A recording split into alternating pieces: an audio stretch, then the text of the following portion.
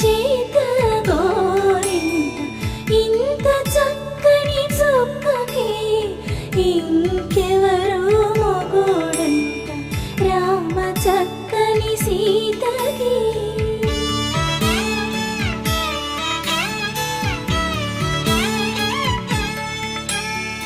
ఉడతవి పునవేలు విడిచిన పుడమియల్లుడు రాముడే